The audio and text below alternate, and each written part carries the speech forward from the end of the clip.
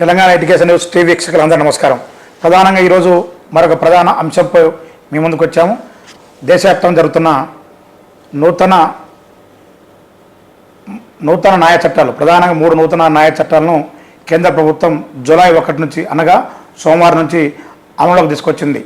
British కాలం నాటి చట్టాలను కాస్త పక్కన పెట్టి నూతనంగా Indian penal code, IPC, criminal procedure code, CrPC, Indian evidence act స్థానంలో భారతీయ న్యాయ సంహిత, భారతీయ నాగరిక సురక్ష సంహిత, భారతీయ సాక్ష్య అధియన్ అనే 3 చట్టాలను తీసుకొచ్చింది. ఈ సందర్భంగా ఈ చట్టాలపైన ప్రజల్లో, ప్రజా సంఘాల్లో, న్యాయవాదుల్లో, విద్యార్థుల్లో, మేధావుల్లో అనేక రకమైనటువంటి వివిధ రకాలైనటువంటి చర్చ నడుస్తుంది. ఈ సందర్భంగా ఉస్మానియా విశ్వవిద్యాలయ న్యాయ కళాశాల సీనియర్ ఆచార్యులు ప్రొఫెసర్ జీబీ రెడ్డి గారు మనతో ఉన్నారు. వారు ఈరోజు ఈ అంశాలపైన మనతోని పాల్గొచ్చుకున్న సందర్భంగా వారికి ప్రత్యేక కృతజ్ఞతలు సార్. నమస్కారం సార్ జీబీ రెడ్డి సార్. నమస్కారం సార్. ఈరోజు 3 నూతన నేర చట్టాలు తీసుకురావడం గల ప్రధాన కారణాలు ఏంటి సార్?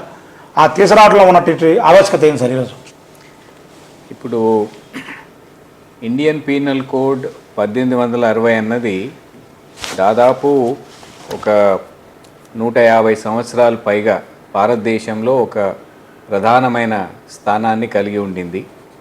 అదేవిధంగా క్రిమినల్ ప్రొసీజర్ కోడ్ కూడా 19వ శతాబ్దంలో చేయబడింది.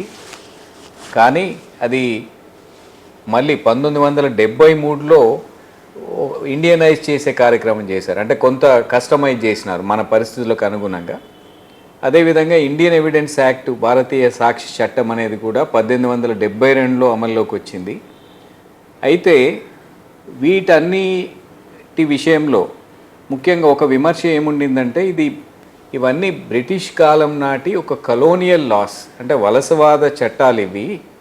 దీంట్లో ఇప్పుడు మారిన పరిస్థితుల్లో సాంకేతికతను ఏదైతే ఉపయోగిస్తున్నారో, అదేవిధంగా మారుతున్న నేరాలు కానీ, అవసరమైన శిక్షలు కానీ, సంబంధిత ఈ ప్రొసీజర్ కానీ ఇవన్నీ మారుతున్నాయి. కాబట్టి ఇప్పుడు మనము కొత్త చట్టాలను రూపొందించుకోవాల్సిన అవసరం ఉందనే ఉద్దేశంతో భారత ప్రభుత్వము ఈ 3 చట్టాలని తీసుకొచ్చినట్టు కనిపిస్తూ ఉంది. దీనికి సంబంధించి వాళ్ళు ఇంతకుముందు అప్పుడప్పుడు మన లా కమిషన్ వాళ్ళు కొన్ని సవరణలు సూచించినారు. అదేవిధంగా సివిల్ సొసైటీ ఆర్గనైజేషన్స్ నుంచి కూడా చాలా వరకు డిమాండ్లు వచ్చినాయి. ముఖ్యంగా ఇప్పుడు ఈ ఉన్న శిక్షల విషయంలో కొద్దిగా మనకు వాళ్ళను సంస్కరించే విధంగా ఉండాలి అనేది, అదేవిధంగా సాంకేతిక అంశాలకు సంబంధించి కూడా ఇప్పుడు ఇన్ఫర్మేషన్ టెక్నాలజీ ఏదైతే వచ్చిందో దాన్ని ఈ న్యాయ ప్రక్రియలో అమలు చేయాలనే విషయంలో కూడా ఈ అవసరం కనిపించింది.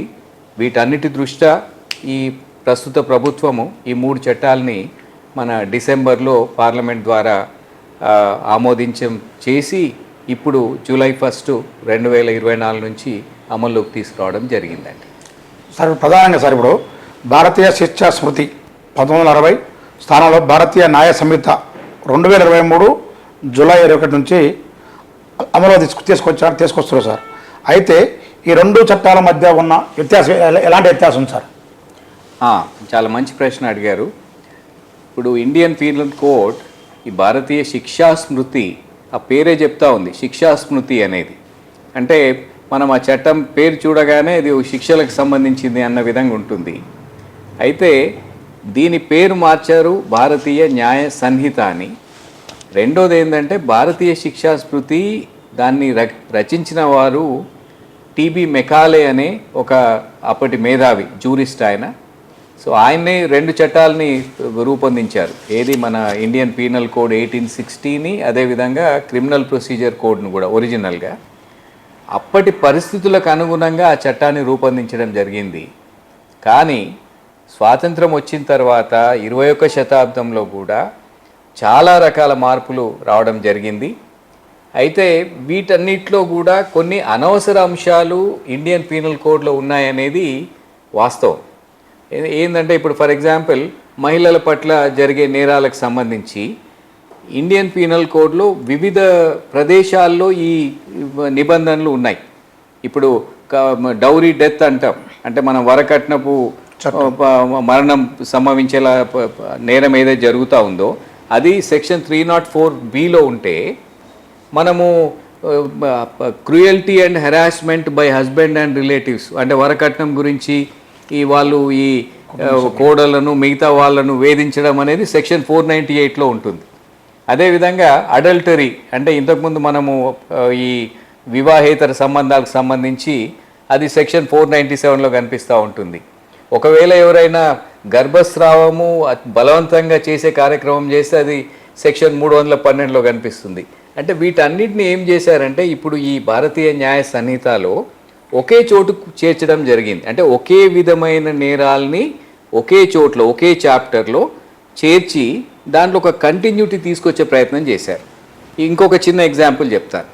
ఇప్పుడు బహుభార్యాత్వము అంటారు, ముఖ్యంగా పాలిగమి అంటారు. దానికోసం ఇంతకుముందు 2 సెక్షన్స్ ఉండేవి. సెక్షన్ 494 కింద ఎవరైనా ఆల్రెడీ పెళ్ళి అయ్యి ఉండి మహిళ కానీ పురుషుడు కానీ ఆ పెళ్ళి కంటిన్యూ అవుతుండగానే రెండో పెళ్ళి చేసుకుంటే వాళ్ళకు 7 ఏళ్ళ వరకు శిక్ష పడుతుంది అనేది ఒక చెప్పేది. అది సెక్షన్ 494లో. మళ్ళీ ఇమ్మీడియట్గా సెక్షన్ 495కి రాగానే మొదటి వివాహాన్ని దాచిపెట్టి రెండో వివాహం చేసుకుంటే 10 ఏళ్ళ వరకు శిక్ష పడుతుంది అనేది ఆ సెక్షన్ 495 చెప్పేది. ఇప్పుడు ఏం చేసినారు, ఈ 494, 495 ఇంతకుముందు ఉన్న చట్టంలో ఏవైతున్నాయో వాటిని ఒకే సెక్షన్లో తీసుకురావడం జరిగింది. అంటే ఇట్లాంటి ప్రక్రియ అనేది భారతీయ న్యాయ సంహితలో చేశారు. ఒకటి. రెండోది ఏంటంటే కొన్ని కొత్త నేరాల్ని ఈ భారతీయ న్యాయ సంహితలో చేర్చడం జరిగింది. ఈ కొత్త నేరాల్లో కొన్ని 1-2 ఉటంకిస్తా. ఇప్పుడు ఫర్ ఎగ్జాంపుల్ తీవ్రవాదము అనేది ఇంతకుముందు only unlawful activities prevention act 1967 కింద ఆ తీవ్రవాద చర్యల్ని శిక్షించే అవకాశం ఉండింది. ఇప్పుడు తీవ్రవాదం అనే దానికి ఒక నిర్వచనాన్ని కూడా ఈ భారతీయ న్యాయ సంహితలో తీసుకొచ్చారు. అదేవిధంగా వ్యవస్థీకృత నేరాలు అంటాం, ఆర్గనైజ్డ్ క్రైమ్స్. అవి ఇంతకుముందు ఒక్కొక్క స్టేటు ఒక్కొక్క చట్టం తీసుకొచ్చేది. Maharashtra control of organised crime అని అక్కడ, Gujarat control of organised crime అని అక్కడ గుజరాత్లో. ఇప్పుడు వాటన్నిటి ప్లేస్లో ఏం చేశారంటే ఈ భారతీయ న్యాయ సంహితలో వ్యవస్థీకృత నేరాలు ఏవైతే కంటిన్యూస్గా చేస్తారో అది దొంగతనాలు కావచ్చును, మిగతా ఇంకా అట్లాంటి దానికి సంబంధించి ఇక్కడ ఒక కొత్త నిర్వచనం ఇచ్చినారు. అదేవిధంగా ఆ శిక్షను కూడా దీనిలో పొందుపరిచారు. తర్వాత చిన్న వ్యవస్థీకృత నేరాలు అనేది దానికి సంబంధించి ఇంకొక చిన్న ఎగ్జాంపుల్.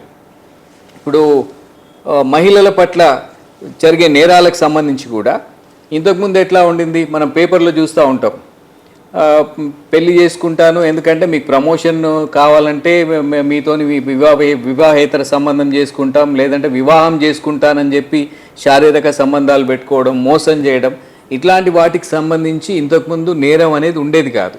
ఇప్పుడు కొత్తగా తీసుకొచ్చినారు, అదొక కొత్త చట్టం. అదేవిధంగా ఇప్పుడు ఎవరైనా జీవిత ఖైదీ అనుభవిస్తున్న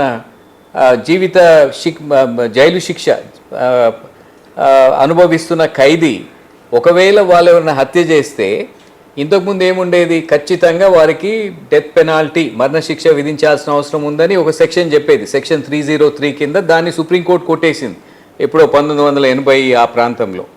ఇప్పుడు దాన్ని మళ్ళీ తిరిగి తీసుకొచ్చినారు. ఏమనంటే ఒకవేళ ఈ జీవిత ఖైదీ ఎవరైతే ఉన్నారో వారు ఒకవేళ హత్య చేస్తే వాళ్ళు 2 రకాల శిక్షలను వాళ్ళకి విధించవచ్చు. ఒకటి మరణశిక్ష, ఇంకొకటి లైఫ్ ఇంప్రిజన్మెంట్, జీవితకాల శిక్ష అనేది. అంటే దాన్ని మళ్ళీ తిరిగి తీసుకురావడం జరిగింది. ఇంకొక ఎగ్జాంపుల్ కూడా చెప్తాను. ఇప్పుడు ఇండియాలో మనకు మాబ్ లించింగ్ అంటున్నాం, మూక హత్యలు అనేవి చాలా జరుగుతూ ఉంటాయి. అది ఏ పేరు మీదన్నా కావచ్చు, ఒక మతం పేరు మీద కావచ్చు, భాష పేరు మీద కావచ్చు, లేకపోతే ఆనర్ కిల్లింగ్స్ అని కావచ్చు. ఎవరైనా 5 కానీ అంతకన్నా ఎక్కువ ఉన్న వ్యక్తులు ఒక వ్యక్తిని ఒకవేళ చంపేయడం అనేది జరిగితే దాన్ని ఏమంటారంటే మాబ్ లించింగ్ అంటాం, మూక హత్య. అయితే మాబ్ లించింగ్ అని అనకుండా దాన్ని అదే రూపంలో మళ్ళీ తీసుకొచ్చినారు ఇక్కడ. దానికి కూడా మంచి శిక్షను దీంట్లో పొందుపరచడం జరిగింది. ఇట్లాంటి అంశాలు చాలా ఉన్నాయండి. దీంట్లో ఇంకోటి ఏంటంటే సైజు పరిణామం కూడా తగ్గించినారు. ఇంతకుముందు ఇండియన్ పీనల్ కోడ్లో 511 సెక్షన్లు ఉండేవి. ఇప్పుడు ఓన్లీ 358 సెక్షన్లు మాత్రమే ఉన్నాయి. ఆ 358 సెక్షన్లలో దాంట్లో ఈ హోమోజీనియస్ అఫెన్సెస్ అంటే ఒకే స్వభావం ఉన్న నేరాలు ఏవైతున్నాయో వాటిని అన్నిటికి సంబంధించి ఒక్కొక్క చోట ఈ ప్రస్తావించి శిక్షలను వాళ్ళు ఫైనలైజ్ చేయడం జరిగింది. ఇది ఒక మంచి పరిణామం అని నేను అనుకుంటా. ఇంకొకటి కూడా శిక్ష పడే విధానంలో కూడా ఒక కొత్త శిక్షను వీళ్ళు ఇప్పుడు కొత్తగా తీసుకొచ్చినారు, పరిచయం చేశారు, కమ్యూనిటీ సర్వీస్ అనేది. అంటే కొన్ని నేరాలకు సంబంధించి చిన్న చిన్న నేరాలు, ఫర్ ఎగ్జాంపుల్ ఒక పబ్లిక్ సర్వెంటు వ్యాపారం చేసుకుంటున్నాడు అనుకోండి, వాళ్ళకు జైలుకు పంపించాల్సిన అవసరం లేదు. అదేవిధంగా ఎవరైనా దొంగతనం చేశారనుకోండి, 5,000 రూపాయల కన్నా తక్కువ సొత్తుకు సంబంధించి దొంగతనం చేశాడనుకోండి, లేదంటే ఎవరైనా ఈ సూయిసైడ్ ఆత్మహత్య చేసుకునే ప్రయత్నం చేశాడనుకోండి, ఇట్లాంటి ఒక 6 రకాల నేరాలకు సంబంధించి కమ్యూనిటీ సర్వీస్ను ప్రిస్క్రైబ్ చేసినారు. ఇప్పుడు కమ్యూనిటీ సర్వీస్ అంటే ఇప్పుడు మనం ఒక్కొక్కసారి చూస్తూ ఉంటాం, ట్రాఫిక్ వాళ్ళు చేపిస్తూ ఉంటారు చిన్న పిల్లల్ని కానీ ఎవరిని కానీ నిబంధనలు ఉల్లంఘించిన వారితోని వాటిని ట్రాఫిక్ను కంట్రోల్ చేయించడము, లేకపోతే ఇప్పుడు ఏమైనా రోడ్లు శుభ్రం చేయించడము, అంటే 10 మందికి పనికొచ్చే విధంగా చేయడం అనేది, అట్లాంటి దాన్ని ఒక మానవీయ కోణంలో తీసుకురావడం జరిగింది. ఇది కూడా ఒక మంచి పరిణామము. ఓవరాల్గా చూస్తే కొన్ని కొత్త నేరాల్ని నిర్వచించడం జరిగింది, కొన్ని నిర్వచనాలని మార్చడం జరిగింది. ఇప్పుడు ఫర్ ఎగ్జాంపుల్ ఇంతకుముందు పిచ్చివాడు, లునాటిక్, లేకపోతే ఇడియట్ ఇట్లాంటి వర్డ్స్ ఉండేవి. ఇప్పుడు only persons of unsound mind, అంటే వాళ్ళకు ఈ మానసిక రుగ్మత లేని వాళ్ళు అన్నట్టు, లేకపోతే ఉన్న వాళ్ళు అన్నట్టు అట్లా తీసుకురావడము. ఇంతకుముందు మైనరు అనేది ఉండేది, ఇప్పుడు అట్లా కాకుండా చైల్డ్ అనేది తీసుకురావడం జరిగింది. ఇప్పుడు జెండర్ అనగానే ఇంతకుముందు లేకపోతే మగ లేకపోతే ఆడ అన్నారు, ఇప్పుడు మగ ఆడ లేకపోతే మూడో జెండర్, థర్డ్ జెండర్స్, ఇప్పుడు ట్రాన్స్జెండర్స్ ఇట్లాంటి వాళ్ళని కూడా తీసుకురావడం జరిగింది. అదేవిధంగా ఇప్పుడు నైట్ అంటే ఏంటి, నైట్ అనగానే ఇంతకుముందు వేరే డెఫినేషన్ ఉండింది, ఇప్పుడు అట్లా కాదు, సన్సెట్ అంటే సూర్యాస్తమయం నుంచి సూర్యోదయం వరకు అనేది. ఇట్లాంటి వాటిని నిర్వచనాలని సులభతరం చేయడం జరిగింది. ఇది ఒక విధంగా మంచి పరిణామం అని చెప్పొచ్చు. సార్, ఇప్పుడు భారతీయ న్యాయ సంహిత 2023లో మహిళలు మరియు పిల్లల పట్ల జరిగే నేరాలకు సంబంధించి ఎటువంటి నిబంధనలు చేశారు సార్ ఈ కొత్త వాటిలో? ఇది చాలా అవసరమైన ప్రశ్న. ఇది మహిళలు పిల్లలకు సంబంధించి ఇప్పుడు మహిళలు పిల్లలకు సంబంధించి దాదాపు ఒక 31 సెక్షన్లను 5వ అధ్యాయంలో ఒకే దగ్గర క్రోడీకరించడం జరిగింది. ఈ ఇద్దరికి కలిపి, అంటే మహిళల పట్ల జరిగేవి, అదేవిధంగా పిల్లల పట్ల జరిగేవి. ఇప్పుడు దీంట్లో రకరకాల ఈ నేరాలు ఉన్నాయి. ఇప్పుడు వాటిని ఒక 5 అంశాల కింద వాళ్ళు దీన్ని డిస్కస్ చేయడం జరిగింది. ఒకటి సెక్షువల్ అఫెన్సెస్.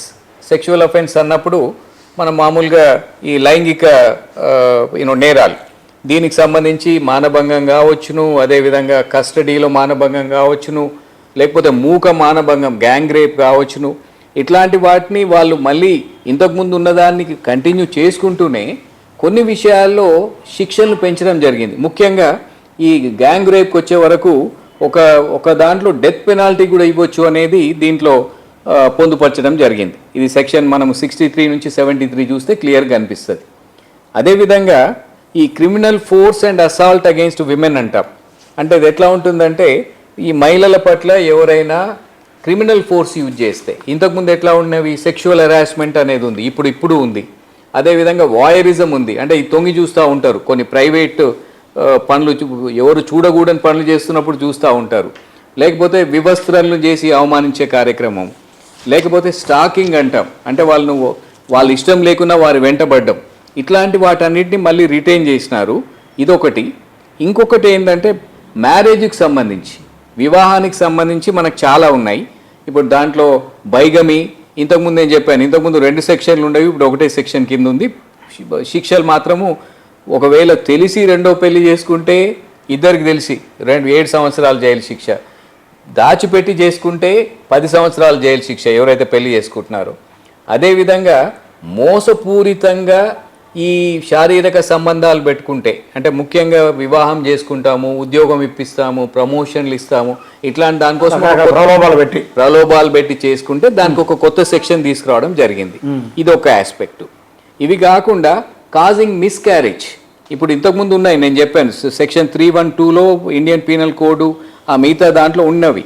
దాన్ని కూడా సపరేట్గా తీసుకొచ్చారు ఇప్పుడు సెక్షన్ 88 నుంచి 92 వరకు. దాని ప్రకారం ఏంటంటే ఇప్పుడు వాళ్ళను ఈ గర్భస్రావం జరిగే విధంగా వ్యవహరించడము, దాంట్లో వాళ్ళ ప్రాణానికి హాని కలిగించే విధంగా వ్యవహరించడము, వీటన్నిటిని కూడా సపరేట్ క్రైమ్స్ కింద తీసుకొచ్చినారు. పిల్లల విషయం వచ్చే వరకు కూడా చాలా ఇవి తీసుకొచ్చినారండి, అంటే మార్పులు తీసుకొచ్చినారు. ఫర్ ఎగ్జాంపుల్ వ్యభిచారం కోసము లేకపోతే లైంగికంగా వాడుకోవడం కోసము ఎవరైతే పిల్లల్ని కొంటారో అదేవిధంగా పిల్లల్ని అమ్ముతారో వీటికి సంబంధించి 2 ప్రత్యేక సెక్షన్లు ఇక్కడ తీసుకురావడం జరిగింది. వీటి మీద ఫోకస్ ఎక్కువ ఉంటుంది, ఎందుకంటే మనము మానవ రవాణా అన్నది ఒక చాలా సీరియస్ అఫెన్స్, హ్యూమన్ ట్రాఫికింగ్ అన్నది. దీన్ని అరికట్టడంలో ఇది పనికొస్తుంది. ఇవే కాకుండా ఇంకొకటి ఏంటంటే వాళ్ళ ప్రైవసీ గురించి కూడా చెప్పారు. ఫర్ ఎగ్జాంపుల్ ఇప్పుడు రేపు అంటే మానభంగం కానీ అత్యాచారం ఇట్లాంటివి జరిగినప్పుడు ఈ కోర్టులో జరిగే ఏవైతే ప్రొసీడింగ్స్ ఉంటాయో కోర్టు పర్మిషన్ లేకుండా ఈ మన ప్రెస్లో కానీ బయట కానీ ప్రచురించకూడదు. అట్లా ప్రచురిస్తే అది ఒక నేరం కింద వస్తుందనే చెప్తా ఉన్నారు, ఎందుకంటే రైట్ టు ప్రైవసీ అనే ఒక కాన్సెప్ట్ ఉంది కాబట్టి. అదేవిధంగా ఒకవేళ ఆ బాధితులు ఎవరైతే ఉన్నారో రేపుకు సంబంధించి అది వాళ్ళు మేల్ కావచ్చు, ఫీమేల్ కావచ్చు, ఇంకెవరైనా కావచ్చు, ఆ బాధితుల వివరాలు పూర్తిగా తెలిపినా కూడా ఇంతకుముందు ఉండింది సెక్షన్ 228 కింద, దీన్ని మళ్ళీ ఇక్కడ కూడా తీసుకొచ్చినారు. అయితే వీటన్నిటిని క్రోడీకరించడం జరిగింది, అది ఈ స్ట్రెంథెన్ చేయడం జరిగింది, బలోపేతం చేయడం జరిగింది. అది ఒక విధంగా చెప్పాలంటే ఇది మహిళలకు పిల్లలకు 2 విధాలుగా పనిచేస్తుంది. ఇప్పుడు క్రూయల్టీ డెఫినేషన్ మిగతా అన్నీ ఒకే చోటు ఉంటాయన్నమాట. మనకు ఈ సెక్షన్ 63 నుంచి 99 చూస్తే ఈ దాదాపు ఒక 5 డిఫరెంట్ హెడ్డింగ్స్ కింద 4 ఏమో మహిళలకు సంబంధించి, ఒక చివరిది మాత్రం పిల్లలకు సంబంధించి వాటన్నిటిని క్రోడీకరించడం జరిగింది, బలోపేతం చేయడం జరిగింది. ఇది వారి రక్షణ కోసం పనికొస్తుందని భావిస్తాను.